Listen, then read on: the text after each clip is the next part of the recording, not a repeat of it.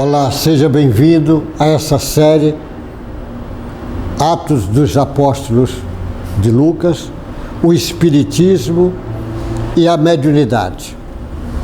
O Atos dos Apóstolos, eu usei e estou usando a tradução do Ferreira atualizado, por ser a mais lida, mas poderia ter usado outras, como a do Haroldo Dutra, que é espetacular, é uma tradução espetacular do Evangelho, que eu aconselho que as pessoas leiam, feito e editado pela FEB, mas eu usei esse de propósito, porque aqui os companheiros, sobretudo os evangélicos, gostam muito de ler.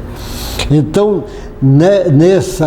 nesse entendimento, nós vamos entender que o livro do Atos dos Apóstolos é um livro, se você conhece mediunidade, conhece Espiritismo, é muito mais fácil de entender.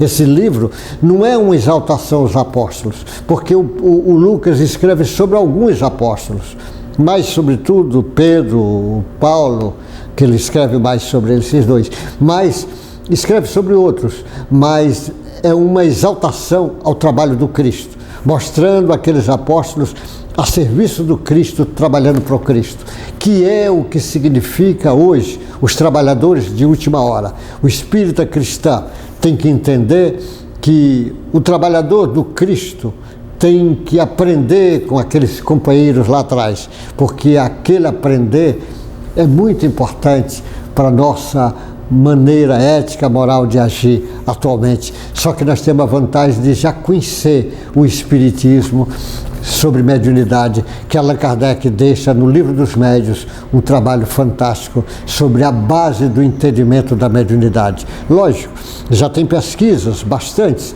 mas os cientistas vão pesquisar mais sobre a parte química, a bioquímica, como é que é feita a fisiologia dos neurônios, como é que é feita a fisiologia quando vai da glândula pineal para cá, mas como é feita a fisiologia lá do perispírito para o corpo, como é que esse campo eletromagnético do inconsciente do espírito age no inconsciente do médium, como é que ele traz isso para a sua consciência, como é que ele traz isso na forma de hiperconsciência, como é que ele traz isto, ou às vezes acordar a parte anímica que tem dentro dele. Isso tudo é discutido, bem detalhado do Espiritismo, mas será mais detalhado com o correr do tempo, porque com o correr do tempo a medicina vai se mergulhar sobre isto, a neurociência, a psiquiatria, a psicologia, a antropologia, as ciências sociais vão debruçar, porque a mediunidade é um sentido, e o sentido humano precisa ser discutido, entendido e compreendido com detalhes. Aí esse entendimento vai compreender como era que o médium agia, porque agia daquele jeito, e porque Jesus é o guia e modelo de todos nós. Então, nessa lição agora, no capítulo 5, que eu botei 5C, é a perseguição dos apóstolos. No capítulo 5, versículo 17, ele começa, é do 17 até o 33. Então ele diz assim: levantando-se, porém, os sumos sacerdotes e todos que estavam com ele, isto é, o partido dos saduceus, que eram a maioria que dominava, porque era a elite lá daquele do Sinédrio, ficaram com muita inveja e prenderam os apóstolos e recolheram à prisão pública. Eles prenderam, vendo aquelas curas, aquelas coisas que estavam, ficaram com inveja e mandaram prender. Mas de noite, um anjo do Senhor é espírito, um espírito. Anjo é espírito, anjo é um espírito já de hierarquia pura. Abriu as portas da prisão e levando-os para fora lhe disse. Ele abriu a porta. A gente diz isso Isso é fácil. Se nós, um homem, pode abrir a porta, imagina o espírito puro, o que é que ele não pode fazer? Fenômeno de materialização, desmaterializar, materializar, isso é estudado no Espiritismo. Isso é fácil de compreender como é que é feito. Só que isso precisa evolução. Esse espírito tinha. Abriu as portas da prisão e, levando para fora, disse... Eles estavam presos, ele levou, tirou eles e disse: vão ao templo e diga ao povo todas as palavras desta vida.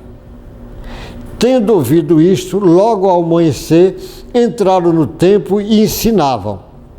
Então você veja, eles estavam presos, mandaram prender, deixaram lá de noite, o espírito vai lá, abre as portas e manda eles saírem. E manda ensinar. E me ensinar no templo. Ele volta lá e vai ensinar. Quando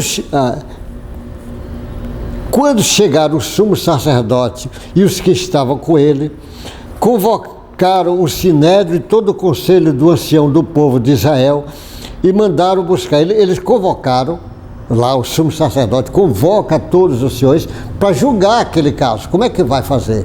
E ele... Convocaram o sinédrio, o conselho dos anciões e do povo de Israel e mandaram buscar os apóstolos na prisão. Mandaram buscar lá na prisão. Vai lá, traz eles na prisão que nós vamos fazer um julgamento. Como fizeram o julgamento, o pseudo-julgamento com Jesus? Como fizeram isso? Já tinham prendido Pedro, João, já tinha feito, não era a primeira vez. Mas quando os guardas chegaram lá, não os encontraram no cárcere e voltaram, relataram dizendo: encontramos a prisão fechada com todas as seguranças e os sentinelas no seu posto junto às portas, mas abrindo as portas não encontramos ninguém dentro. Não encontraram, abriram, saíram, tiraram, fecharam, os guardas nem viram, ficaram cegos, se quis, dormiram, pegaram no sono, tudo é fácil de ser feito. A espiritualidade faz isso fácil. Se o homem faz outro dormir fácil, imagina o que é que a espiritualidade superior não faz. Quantos trabalhos isso é feito, a gente vê isto, é comum. Eu lembro do espírito, de uma senhora, de uma moça que tinha um noivo, e esse noivo desencarnou. Era uma moça boa, o rapaz bom também, desenganou. E a moça fica o tempo todo falando do noivo, lamentando, nunca mais quis saber ninguém, pensava só no noivo, falando isso. E ela um dia fica doente. E ela desencarna no hospital. Quando ela desencarna no hospital, o antigo noivo vem recebê-la. Quando ela vê o noivo, ela diz: não, você já morreu, não quero você aqui, que ela não sabia que ela ainda tinha desencarnado. E ele ficou sem entender. Agora, ele veio buscá-la e ela diz isso. Aí um espírito superior a ele, que nos hospitais normalmente tem, chega, olha para ele, entendendo, diz para ele: se afasta. Ele se afastou. Aí o espírito aproxima dela. E ela diz: o senhor é médico? Ele disse: sou. Ela disse: ainda bem, tive a sensação que meu noivo estava aqui, mas meu noivo já morreu tem tanto tempo. Ela também já tinha morrido. Só que ela disse: tem tanto tempo, fiquei com medo. Aí ele aproxima dela, põe a mão na testa e ela pega no sono na hora. Cai como se fosse anestesiada, como se tivesse tomado hipnose. Isso é comum no mundo espiritual. Aí ele pega, isso é comum no nosso meio, imagina no mundo espiritual. Aí ele chama o rapaz e diz: agora pegue ela, pode levar. Ele pega ela e leva, porque ela agora estava debaixo. Então o que acontece? Eles não entenderam, os guardas não entenderam, não viram nada, e isso é fácil de acontecer. Fácil. Jesus fez isso tantas vezes. Você pode fazer, ele faz. Ele diz: quando o capitão do templo e os principais sacerdotes ouviram essas informações, ficaram perplexos a respeito deles e do que viria a ser isto. Neste momento que eles estavam lá, alguém chegou e lhe comunicou: vejam, os homens que os senhores prenderam estão no templo ensinando o povo. Está lá ensinando o povo. Então o capitão e os guardas foram e o trouxeram sem violência. Eles foram lá no templo e trouxeram eles agora sem violência, porque temiam ser apedrejados pelo povo. Trouxeram os apóstolos, apresentando ao sinédrio. E o sumo sacerdote o interrogou, dizendo que trouxeram eles, os apóstolos, João, Pedro, todos aqueles apóstolos que estavam lá Tiago, Filipe, todos que estavam lá, leva, e eles disseram, não é verdade, no Sinédrio o sumo sacerdote diz, não é verdade que ordenamos expressamente que vocês não ensinassem neste nome. Eles estavam ensinando o nome de Jesus, ele não quer que ensine. No entanto, vocês encheram Jerusalém com a doutrina de vocês e ainda querem lançar sobre nós o sangue desse homem. Porque o Pedro dizia que Jesus foi morto porque eles quiseram matar. Diz ainda agora, eles estão incomodados, eles quiseram matar Jesus para acabar a doutrina de Jesus. E agora? Não acabou, piorou, aumentou. É assim que funciona. É assim que funciona. Cada vez que você bate, vai aumentar. O vento bate na árvore, ele leva a semente e vai produzir mais árvores. É assim que funciona. Então, aí diz, então Pedro e os demais apóstolos afirmaram, é mais importante obedecer a Deus do que aos homens. O Deus de nossos pais ressuscitou Jesus, ou seja, Jesus continua vivo, depois do morto continua vivo. A quem vocês mataram, penduraram no madeiro.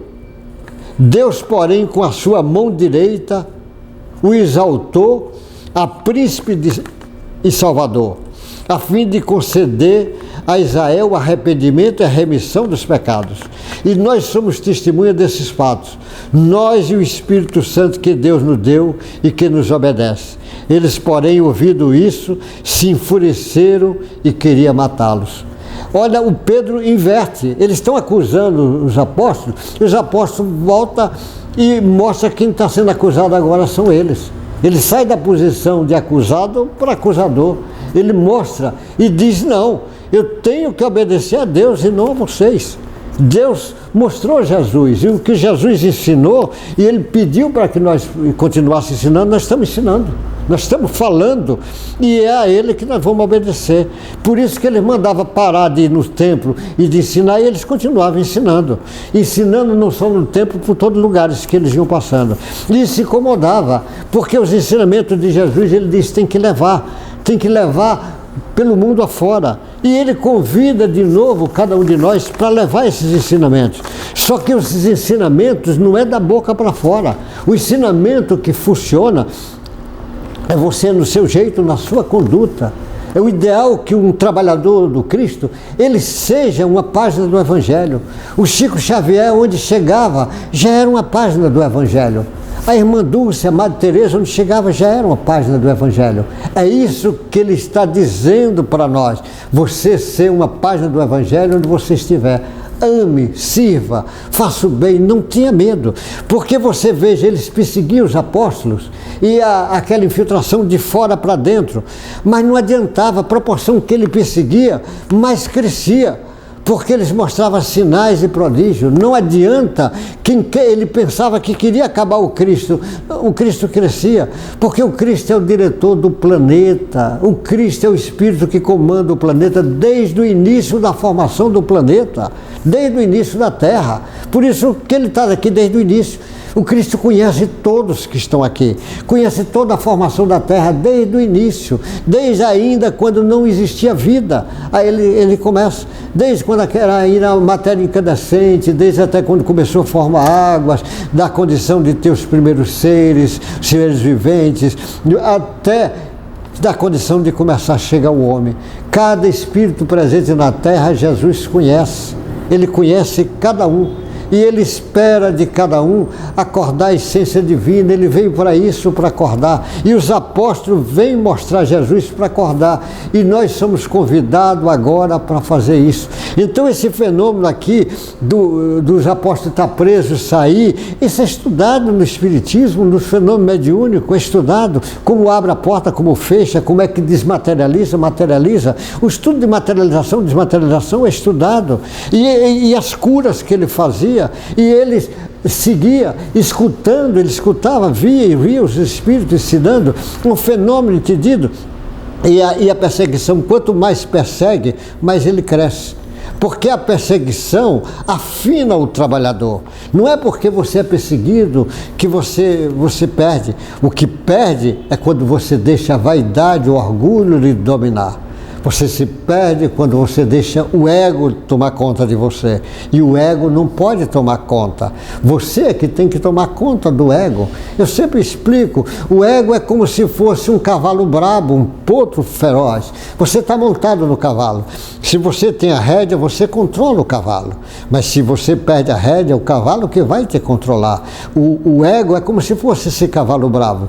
Mas você tem que deixar a essência, é você que tem que dominar. É como se fosse, eu dou o exemplo sempre do mordomo. O mordomo coordena a casa. O mordomo tem que ser forte, senão qualquer um entra na casa. Mas o mordomo precisa saber que ele não é o dono da casa. Então a essência divina é que tem que dominar. Então você, se você está trabalhando por Cristo, não se preocupe, que vai dar certo. Agora, se estiver trabalhando para seu ego, aí é diferente. É isso que o Espiritismo vem convidar para entender isso. O Atos dos Apóstolos é um ensinamento fantástico.